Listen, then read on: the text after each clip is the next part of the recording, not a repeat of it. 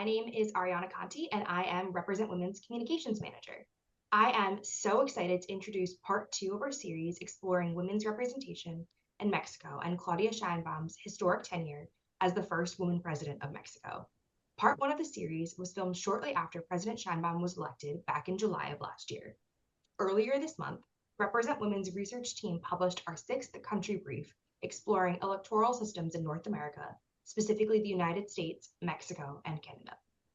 Comparisons between and among nations are a rich source of information about the impact that system strategies like electoral reforms can have on outcomes for women's representation and leadership.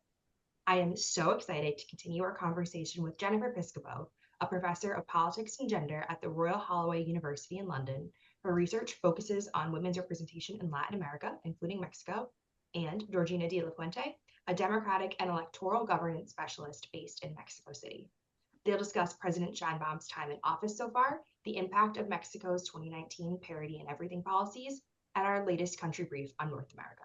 Now, I'll turn the mic over to Courtney Lamendola, Represent Women's Research Director, and Fatma Tawfik, our International Research Manager, who will be facilitating today. Fatma, take it away. Thank you, Ariana.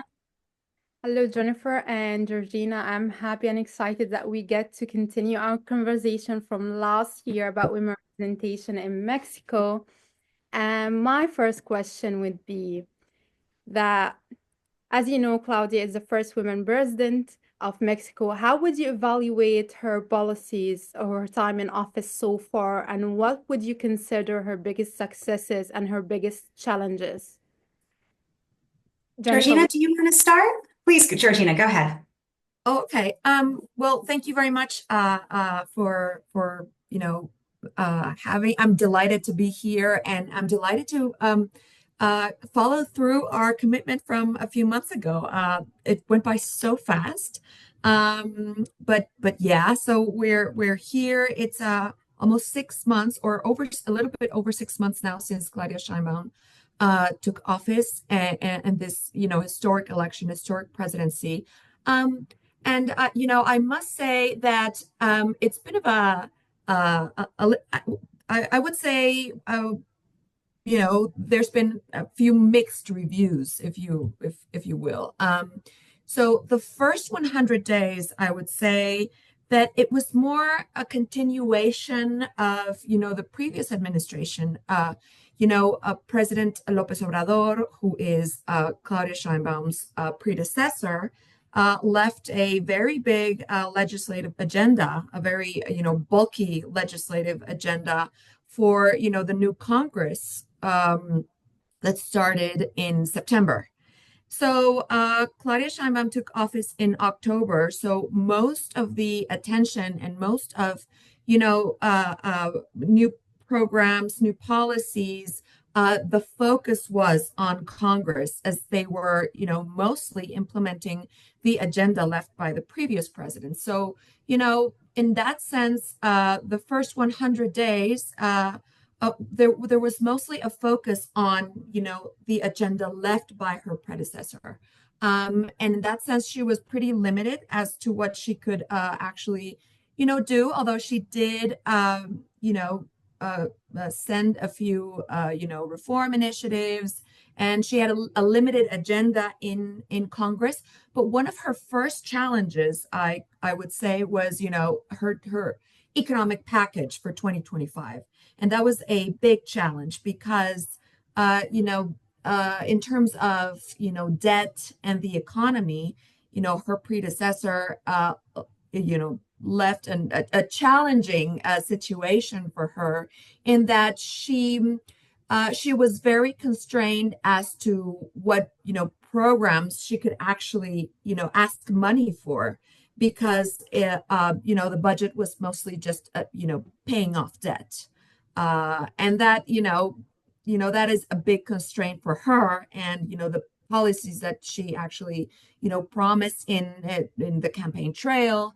I would say she got a lot of heat for, having so little of the budget focused on, closing the gender gap, because obviously, there's a big gender stereotype that given that she's the first woman president, she should, or she's responsible for, implementing all these, policies towards, the advancement of women, and in particular, the national care system that she, advocated for during the campaign. So that was, her first big challenge, I would say, back at the end of 2025.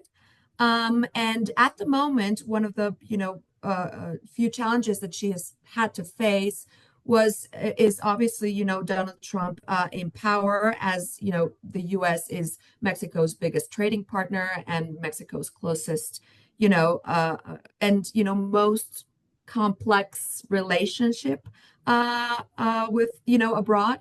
So that has been a challenge, and I must say that she has been getting quite a bit of praise on how she has been able to navigate this challenge, as opposed to some of her other international counterparts, leaders from other countries. So she's been getting a lot of praise for that, and she's been characterized as quite like a measured, intelligent person in dealing with this complex international threat, I would say. And lastly, it's been sort of on the other side of the internal politics or internal threats or challenges is again violence in Mexico. So very recently, there has been horrible news of findings of what the media has characterized as something similar to extermination camps from World War II. So she's been getting a lot of heat for that. I mean, she's been in office for 6 months, but the way she's going to deal with this internal challenge of violence, dealing with the cartels, as well as the relationship with the United States in this particular front of violence and cartel violence, is going to be a big challenge for her in the coming months. Thank you, Georgina. I think she has inspired a lot of international conversation about her. And now I will leave it for Jennifer to speak about her time in office so far and what is her biggest successes and challenges. Jennifer? Well, thank you. And Georgina, I'm so glad you spent time sort of talking about the domestic, agenda. And because my initial starting point was we cannot understand Claudia Sheinbaum's first 100 days without talking about Trump, right? And bringing in the international standpoint. And so I'm very conscious, right, that then the first 100 days of Mexico's first women president and the only second women leader in the G20 at present, right, after Giorgia Meloni of Italy, is actually now going to have to be talked about in reference to a man, right?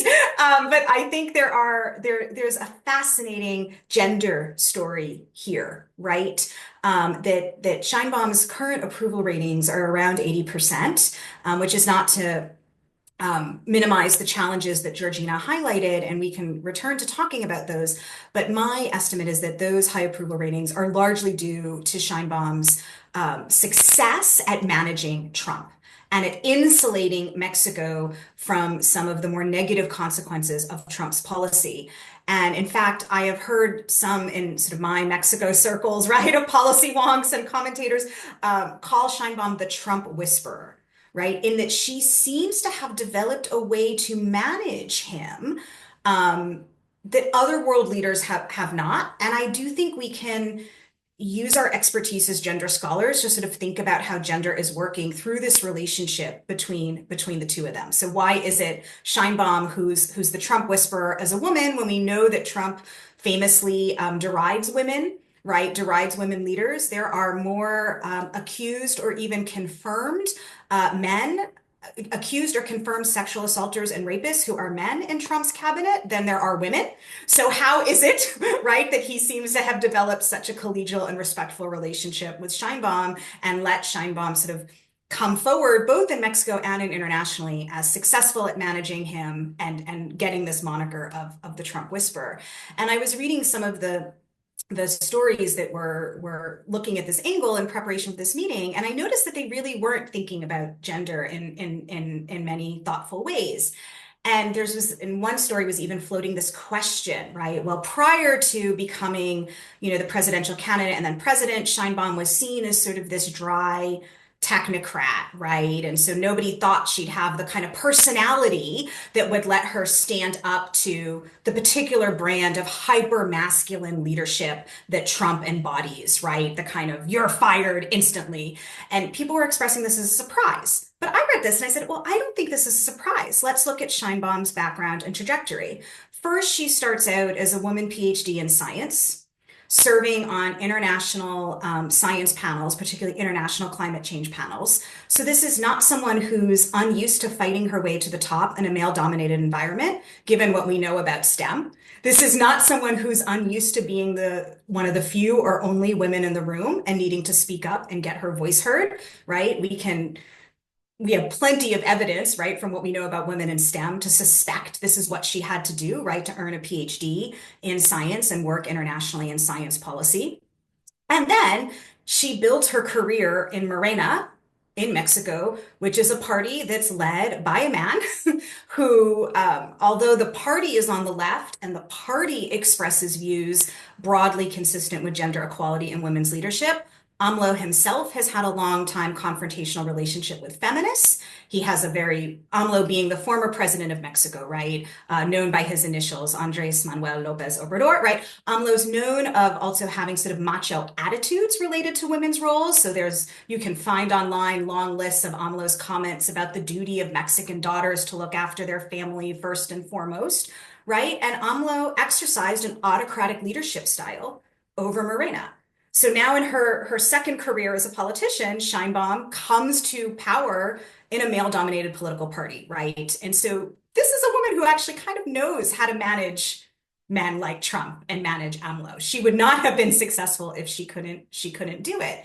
And if I may, Jennifer, please, in a Georgina, please jump in. male-dominated agenda, I mean, I thought it was just so disrespectful that, Claudia's first 100 days had to be dominated by an agenda left by her predecessor, and she couldn't even set her own agenda right off from the beginning. So yeah, that's another thing. Exactly. So this, she knows.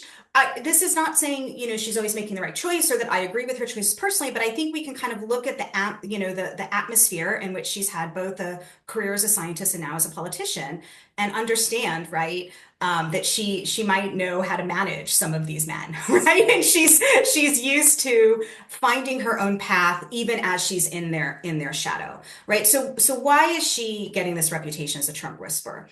Well, there's a few elements that are happening, right? So we know Trump has this kind of bellicose attitude towards Mexico relative to migration, relative to cartels, and relative to tariffs. So Sheinbaum is actually not confronting Trump, right? So she's leaning in now she's playing at home that she stands up to him, but she's not standing up to him in a confrontational or antagonist ways. The reports suggest that when they're having their one-on-one conversations, she's flattering him, she's being all sweetness and light, right? And you can think that's a gender story, right? Trump has not responded well to anybody who challenges him. And when women challenge him, right, Hillary Clinton, women news anchors, other women politicians, he responds, right, with these really misogynistic attacks. And so Sheinbaum is going into these meetings with flattery, right? With conciliation. She's playing to his ego. I'm betting she had to use that strategy before in the party. So she's playing to Trump's ego and she's letting him feel like he's getting the wins, even as she's getting them. So Sheinbaum is insulating Mexico from tariffs because she's offering Trump more security at the border. Many of the security provisions at the border she's agreed to, increasing deportations, sending more troops. Now, I think there are real moral and humanitarian concerns with these policies. So please don't read this as me endorsing them, but I'm just speaking from her strategically. Many of the concessions she's offering around sending more troops and increasing deportations were already planned before AMLO left office and were already things that she was perhaps willing to do anyway because they were continuations of policies Mexico pursued with AMLO and with Biden. But she's going into these meetings and she's letting Trump feeling like he's getting a win, right? She's only agreeing to something she probably would already have agreed to do or was actually already happening. But she's letting him feel like he gets the win, and then he gets to be the magnanimous man who holds off on the tariffs, and then Sheinbaum takes this to domestic audiences, right? And she's now the Trump whisperer. And so I think this is an extremely clever use of politics. I think it really reveals her to be a very, very clever and strategic politician, and one who's actually perhaps willing to make some strategic sacrifices that are gendered and that are relative to how she's seen as a woman in order to ultimately get what she wants. So this is a real sort of masterclass, I think, in how to play high elite politics. Thank you. So I really want to continue the conversation around how gendered expectations are playing and how we understand Claudia Sheinbaum's presidency and really the role of women in politics in Mexico at large, thanks to the increase in women in politics through the gender and parity policy that has been in place now. So what I really want to think through is how has this impacted how she is being read as the first woman president, knowing the layers of expectations that we put on women in office, particularly if they are that first. And then even thinking downstream how this might be playing out in other offices throughout Mexico. Georgina? Yeah. Well, as you said, we've been seeing more and more women in office, and not just in, political offices, but in public administration in general.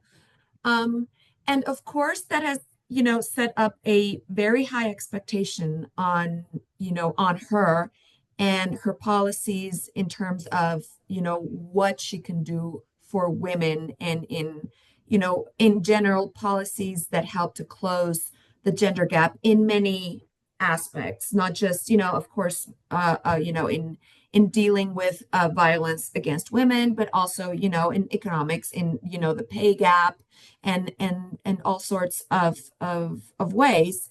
But, in general, it remains a problem, at least in the first days of her administration.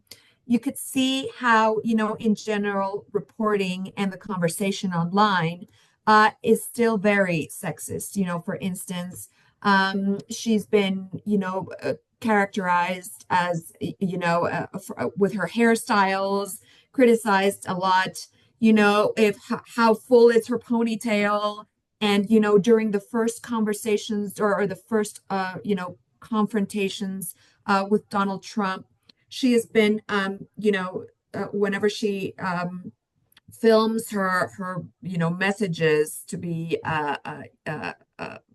put online, she's, sitting in, the president's office, and it's like a huge chair, and she's really like a tiny person. So there was big criticism on, the optics of this whole, scene where there's a huge, chair, and she seems like in her size, in general, very small to the chair, in respect to the presidential chair. So that was a conversation online on how, the chair was too big for her. So, in general, what you see is that women are still getting a lot of heat for in conversations online and in the media for things that have nothing to do with, her actual policies, what she's doing.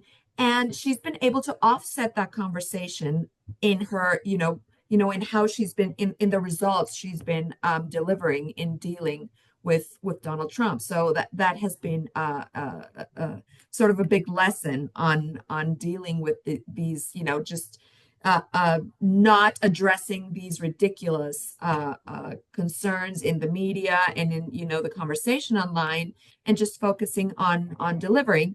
And that is the general, I would say, still the general, that women in office have to deal with. Even though, you see more women in office, that, the reality, they have different challenges that men have to face in terms of how they are able to handle, public scrutiny and media scrutiny in general.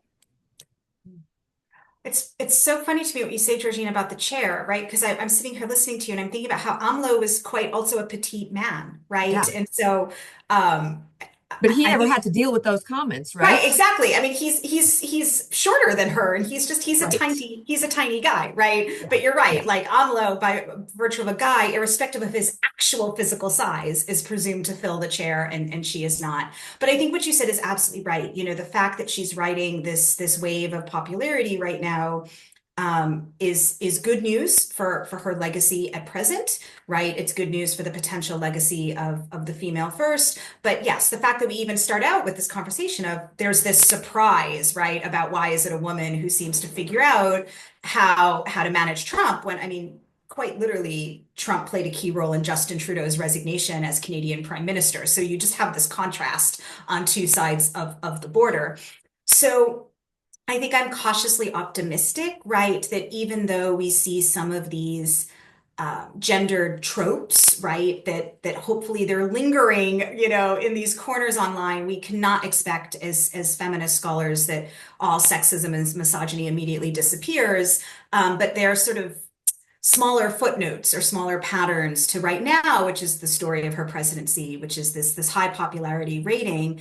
And we don't know if that will last, right? I mean, so far the confrontations with Trump have worked for Sheinbaum because, as I said, she's been able to offer things that were either already in the works or continuations of Mexico's existing policy at the border and therefore had lower costs, right? At some point, those demands are going to ratchet up, and Sheinbaum might be in a position where it's harder for her to concede, right? And it's harder for her to play this game where she combines flattery with a costless concession to make Trump feel successful and then sells standing up to Trump at home.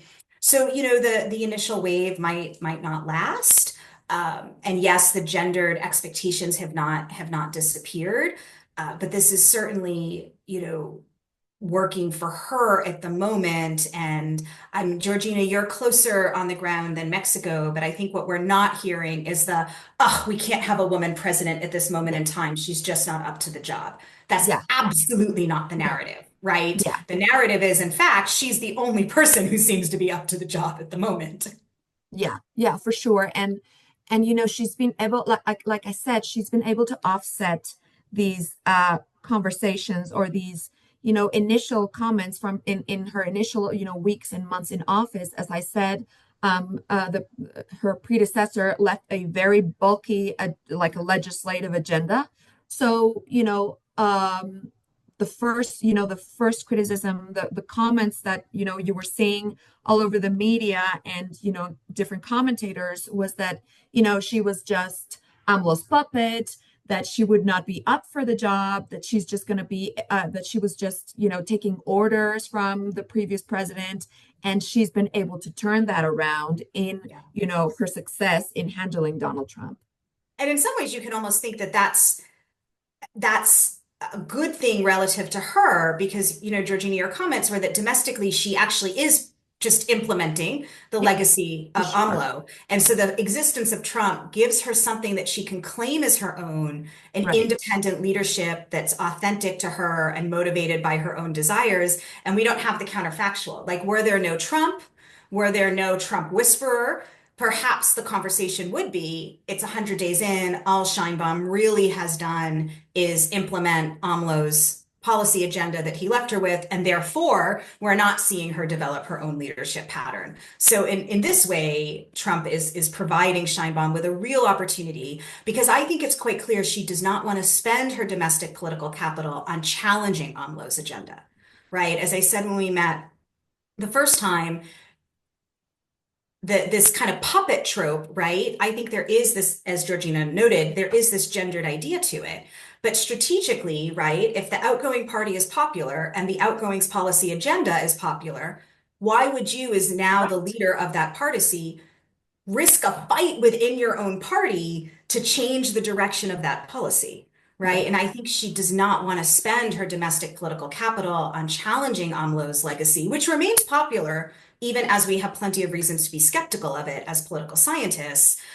But the fact that she has a rational reason for doing that would not mask the fact that it would be read in these gender terms, right? It wouldn't be read as her being a strategic political actor. It would be read as her being the woman puppet. But she gets to avoid this or sidestep it because Trump has given her this other way to exercise her leadership. Right, but it's interesting, like in the media, how it has been like it was being played as, she's being a puppet, she's being controlled by AMLO, and not really as, a rational political calculation that, this is a widely popular agenda. I ran my campaign on it. Like it's fairly logical that I would, continue implementing these policies, but rather the conversation was, she's a puppet and Exactly. she's being controlled by the Yeah. previous president. But yeah, that's what women have to face in every level of, of government still, despite, being in power. That's right. And if she tried to change it, then the gendered critique would just be something else, right? If she tried Right. to change it, the gendered critique would be that she's unruly, she's ungovernable, she's not Yeah. grateful to AMLO for everything that he did for her, right? So really what we see, and I know we talked about this before, when women leaders succeed popular male incumbents, they are in this bind, and that bind is read in gender terms, right? So the continuity is seen as them being insufficiently independent, right? And change is seen as them being the ungrateful, right? Right. Unruly woman. The And rebel. and exactly. And men, right, can just change the policy and have that be read as theirs. So absolutely. A follow-up question that I'm thinking about while listening to you both is what does this mean for any policy making around women's issues in Mexico, recognizing that she has inherited this policy and that her predecessor did have a confrontational relationship with feminists in Mexico. And I know from our research that it is not the case that President Sheinbaum has really branded herself as a feminist even. So I know that there are a lot of layers to this. But one of the most popular questions that we receive at Represent Women is, will having more women in office mean that women-centered issues take the center stage in policymaking? I'm sure the answer to that is more complicated than that question usually suggests, but I'd love to hear what you both can cite to that. Well, I love to cite Jennifer in all the time in saying that, having women in office women in office don't necessarily produce feminist utopias. I believe were your words, Jennifer, and I cite you all the time because, of course, that is also the case for Mexico, and that is the case for at least up to now. That is the case of the current president and what we're seeing. As I said, whenever you talk about feminist policies and programs, follow the money. So where is public expenditure going? And how serious the commitment is to women's issues and feminist and the feminist agenda in general. And you don't see that in Scheinbaum's government to this day. At least I previously talked about her first big challenge as the federal budget for 2025, and how she was going to implement the national care system that she campaigned on, and there's nothing there. So yeah, and with she just went through her first International Women's Day, the past March 8th. I should note here that in general, March 8th in Mexico it has quite a different approach than it has from other countries. There's a totally different approach to International Women's Day in Mexico, whereas I know the United States and other countries in Europe, it's mostly a celebration of women's contributions to the different areas of public life. In Mexico, it's mostly a commemoration of, the women who came before us and, the difficulties and challenges that they've had to face. And, the moment where we are now still facing a lot of violence, there's always a big protest all over the country.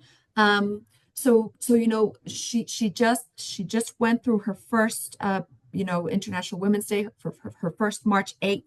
And it was quite disappointing to see that, she continued in the way AMLO dealt with, March 8th during his administration. There were, big walls, erected around the presidential palace, which is mostly where the protest, ends normally. And, she has been criticized also meeting with, the heads of different human rights organizations and, activists that are, different, programs for, dealing with violence against women and disappeared women. So that's one of the first things she's had to deal with. And again, having a relationship with the feminist movement in general, but that is not new for sure. I mean, when she was mayor of the city, she had these, same, policies in place. She had the same complicated relationship. So yeah, it has yet to be seen whether, she's gonna improve this relationship in the months and in the coming months and going forward. But this is no surprise. Like she's been in public office before, and this is generally a continuation of what she has done before. Georgina, I agree, obviously, right? Women in office don't produce feminist utopias. But I think, for those who want the silver lining, I mean, I think Courtney for Represent Women, when they get asked this question, when I get asked this question, I try to say like there's a line, right? There's a spectrum between nothing and feminist utopias, right? And what we often see from women leaders is that there are certain things that they do on that spectrum. And then certain things that they do may or may not be more publicly visible and may or may not have the kind of splashy cachet, right, that other kinds of reforms have. So if I think about that line, right, so Morena as a left party that in part is running this budget deficit it needs to manage and that's limiting its ability to invest in new programs, is in part because of the social programs that they've invested in, right? And the anti-poverty programs that they've invested in. And those programs are not necessarily feminist by design. They're not necessarily feminist in their effect, but in general, right, any anti-poverty program will benefit women because women are more likely to be poor. They're more likely to be heads of households, and they're more likely to face housing, economic, and food insecurity. So we can sort of start there, right? With, in general, a left agenda, even when it doesn't have an explicit feminist lens, can still have some pro-women benefits. Where I think Sheinbaum has invested to low to medium visibility on women's issues is on the quote-unquote safer issue of women and political leadership. And so Mexico last week actually just hosted the Inter-Parliamentary Union's national conference. So the International Parliamentary Union is sort of the world's professional bodies for legislatures, right? Think about it, how you might have a professional lawyers association if you're a lawyer. Well, actually, legislatures and congresses have a professional association, and it's called the Inter-Parliamentary Union. And so the Inter-Parliamentary Union is this international organization that provides a lot of development work, support work, training, normative guidance to parliaments and legislatures worldwide for how to carry out their democratic tasks. And one of the big aspects of that for the Inter-Parliamentary Union is gender equality. So the Inter-Parliamentary Union just held their first ever Congress for gender parity in parliaments, and they held it in Mexico, and Claudia Sheinbaum opened the conference. Now, why do I say that's a quote unquote easier issue? Well, because of these gender parity norms in Mexico and sort of globally, right? This kind of general norm, even if it's contested by certain political leaders, international organizations with feminist organizations for the past 50 years, right, have been working on this global norm that we should have gender parity in politics and women should have more opportunities to participate in politics. And that, again, that's not uncontroversial, it's not uncontested, but it becomes a fairly low-hanging fruit that governments and leaders can put their weight behind. But of course, it enormously benefits women. So I think we are seeing Sheinbaum position herself around sort of these questions of women's leadership, around these questions of gender parity. They are sort of politically easier and safer in some ways. Tackling Mexico's high rates of violence against women and femicide is a much more difficult problem.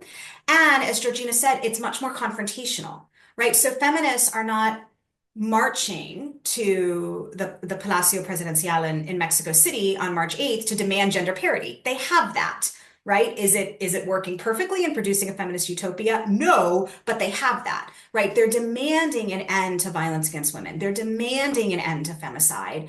that's a much more complex policy goal to achieve, and it invokes a lot more confrontation and criticism of the president. So I think we also can think about, do women put women's issues on the agenda, and how we have to think about the kinds of women's issues, the way different women benefit.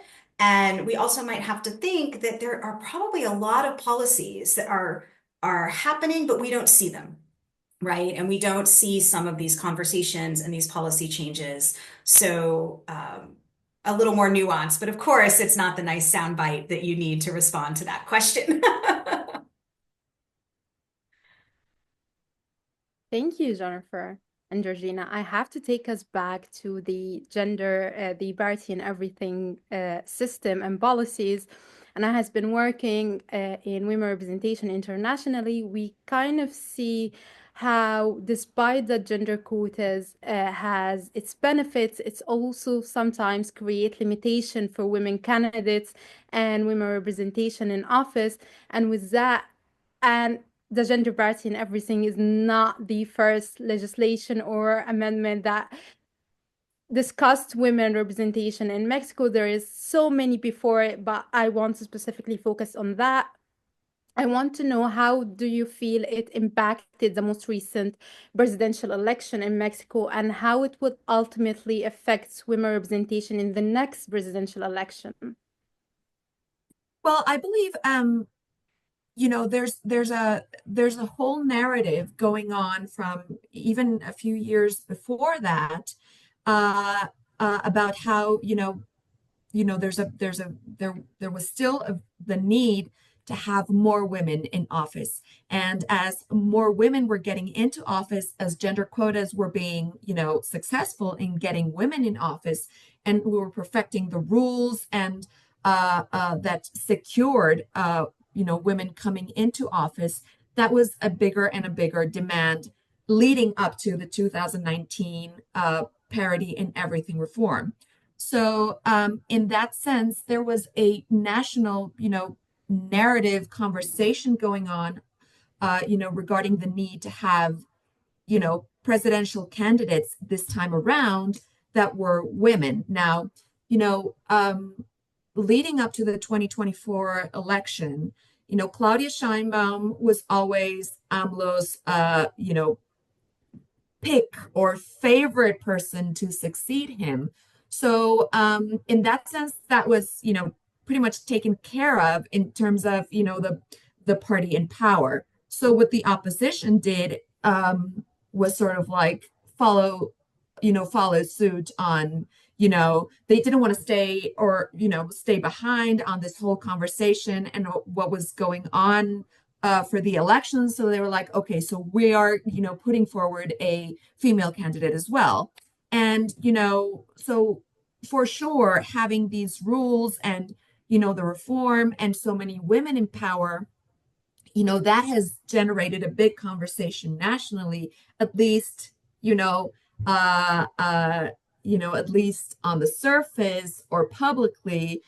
What's been politically correct is that there should be more women in office. So we sort of had that, situation going on in the 2024 presidential election.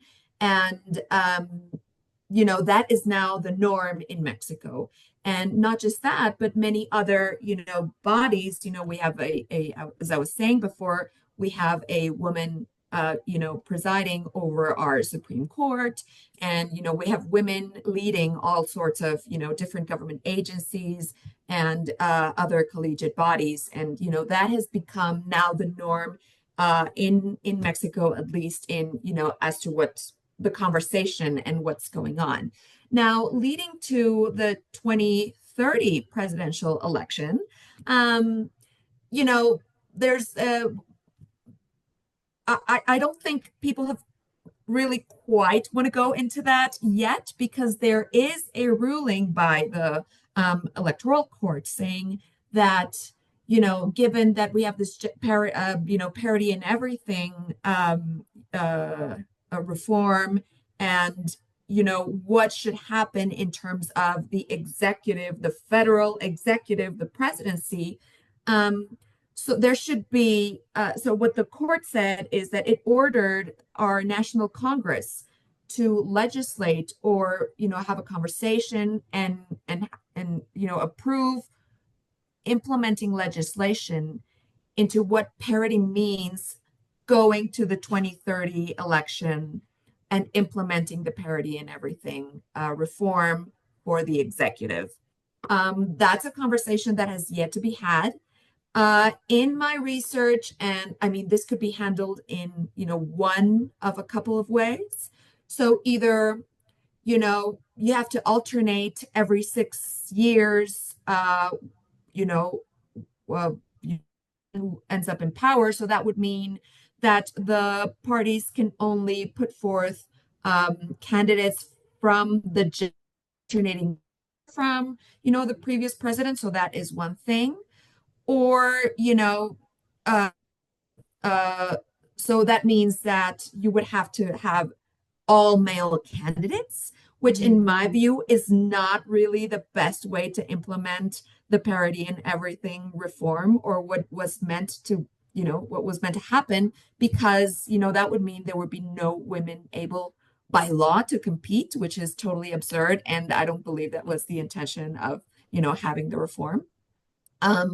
So yeah, that has yet to be discussed at the national level in Congress, but also by our electoral authority, which is the National Electoral Institute, which is actually very active in these issues and how they implement, because in the end, they are the ones who implement the parity and everything, at least in the political offices.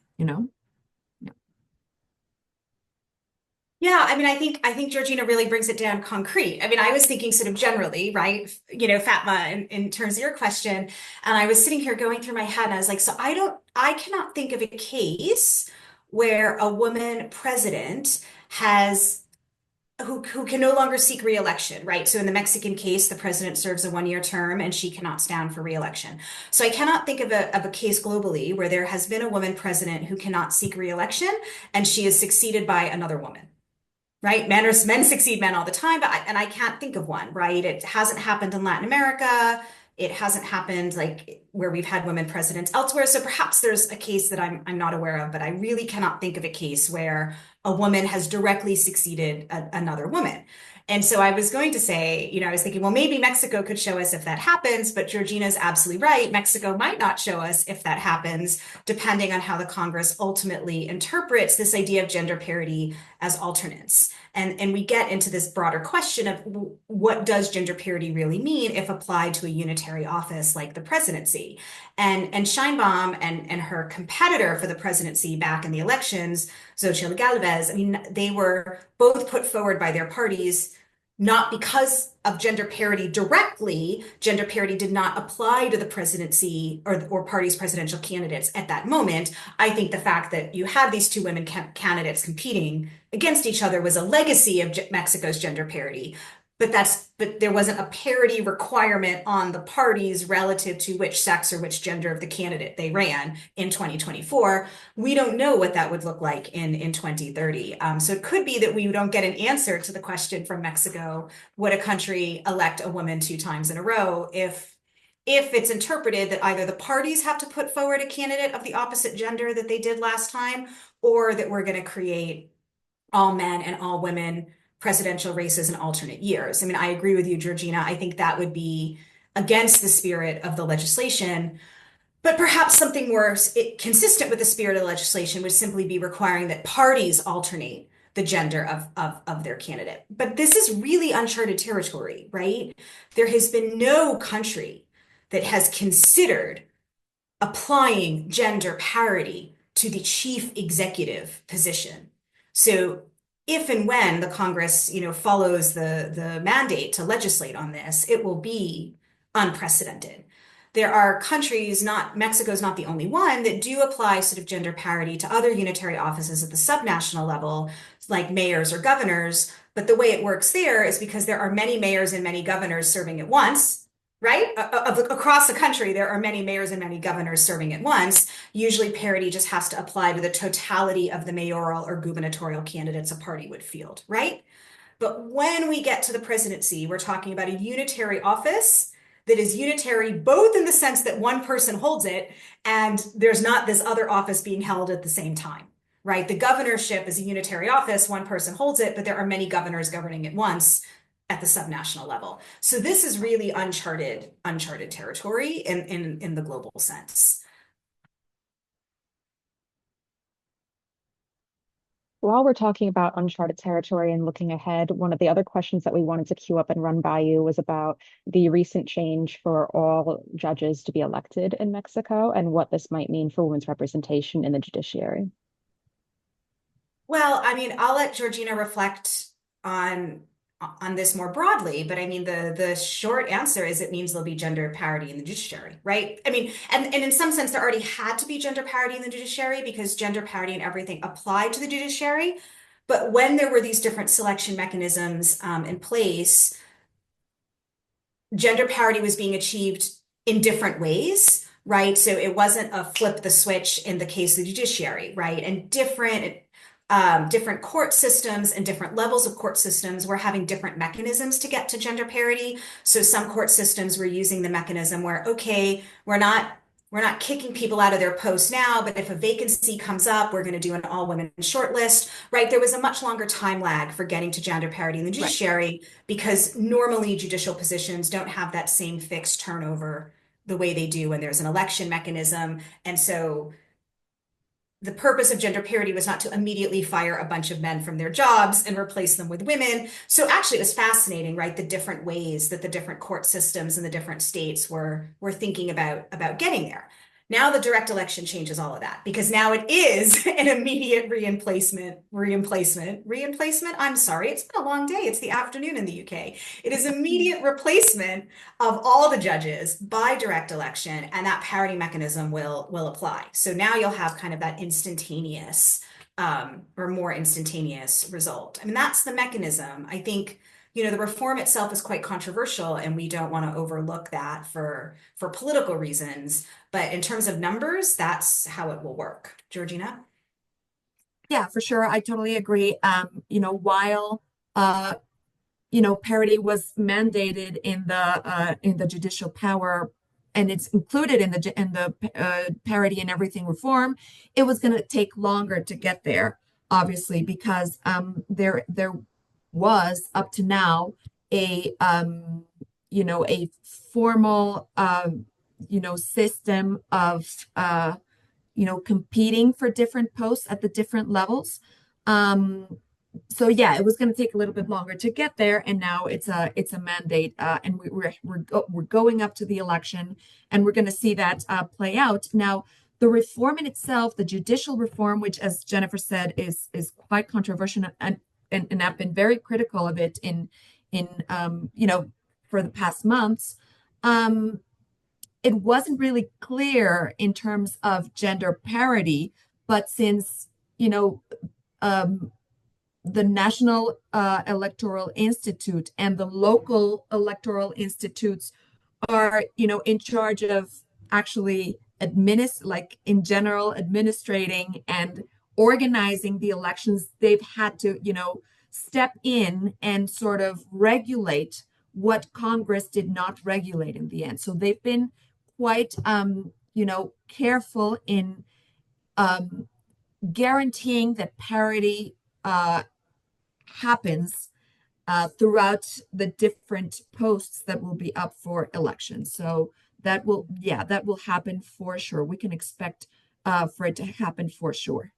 And I want to just add for folks that might be listening in that are not as familiar with Mexican politics as we, the decision to directly elect the judges is not controversial because of parity of everything, right? It is controversial because in general, right, the direct election of the judiciary raises questions about judicial independence, and we think judicial independence is central to democracy, and especially in a reform such as the one that AMLO sought and that Sheinbaum is moving forward with, where the judges will be elected with party labels. That is concerning, right, from a judicial independence perspective. I don't want anyone to think that we're suggesting it's controversial because now you'll have 50% women judges. That's more, as Georgina is saying, just about getting the parity in everything constitutional mandate in a line with the constitutional reform to elect the judges. And that's more of a technical issue. The controversy is about a broader set of questions related to democracy. But it does raise this interesting point that as gender parity becomes a more globally accepted norm, it's not just democracies that leverage gender parity, right? And it's not just democracies that bring women in to political leadership positions. And although we say, and I firmly believe that you cannot have democracy without women, the corollary is not true. The presence of women does not automatically mean you have a democracy. And so I think this brings up this broader set of questions, right, about how women's leadership can increase in semi-democratic or non-democratic systems, and what that ultimately does mean for the agency and power of those women.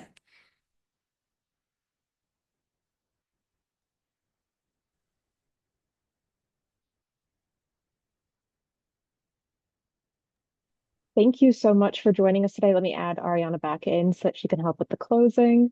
I really appreciated this conversation, learning from you both about what this moment in time might mean for women in politics. I know that we still have a long time left to see what Claudia Sheinbaum's presidency looks like in Mexico. And some of the questions that we are left with might be, what does this mean for future generations of women who aspire to be in politics? I don't know if either one of you want to jump in with any quick thoughts on that as we do our wrap up, and then I can pass the mic over to Ariane after. Yeah, for sure. I mean, in general, I can see independently from, what her presidency ends up, actually achieving, her policies and her campaign platform, however it is implemented, in terms of how she continues in her presidency. I believe that having her in office is a big victory in general for women in politics, and in general representation going forward. You can see women participating in politics and in public life is now part of the norm, and that is unquestionable. We may or may not agree with, her policies and what she's doing. But in general, I believe that it is a big victory, and it is something that we should be very proud of and looking forward to in terms of, analyzing in how she exercises power and whatever lessons can be drawn from, her time in office and what that means for, women taking, leadership posts all over the world. So for sure, I believe that is a big victory. And the Mexican case and system in terms of the implementation of parity is something that, we should able to still be promote all over the world. I mean, I think it's also a big victory in this particular international moment. I think we don't know the direction the international system and conflicts between countries is going. We know that we're here having this conversation in a moment where geopolitics is being rearranged, and that is largely thanks to the sort of chaotic and complete about face that the Trump administration is leading the United States on relative to its position in geopolitics. And I think seeing Sheinbaum, right, be able to turn this into a moment of domestic and international popularity, gaining this domestic and international reputation as someone who can manage and stand up to Trump. Part of the characteristics of geopolitics at this moment is Trump is embodying a particular form of sort of hyper-masculine, aggressive, take no prisoners, sexist, misogynistic, and racist leadership. And it's not just Trump. We're seeing this from other leaders, right? And Sheinbaum is providing a counter to that, right? So she's not wearing her feminist bandana, right? But neither is she exercising authority by being sexist, by being misogynistic, by being racist, by insulting people, by bullying people. She's not doing any of that, but she is coming across as strong and as competent and as able to manage some of these difficult men. And so again, we don't know what the legacy will be. There are a lot of open questions in the international environment right now, but I think certainly that positive image of women's ability on the international and domestic stage in this moment is to me a positive. It is to me a bright light and something positive we can take away. Awesome. Thank you so, so much, Jennifer and Georgina, for joining us. We are truly honored to have you with us today, sharing your expertise and your insights, especially in discussing Mexico's new parity in everything policies. And thank you as well to Fatma and to Courtney for facilitating such a great conversation, sharing our latest country brief, which will be linked in the bio and description of wherever you're watching this video, as well as part 1 of the series. Stay tuned for part 3 in the future as we get more into Claudia Sheinbaum's legacy the longer she's in office, and have a fantastic, fantastic day.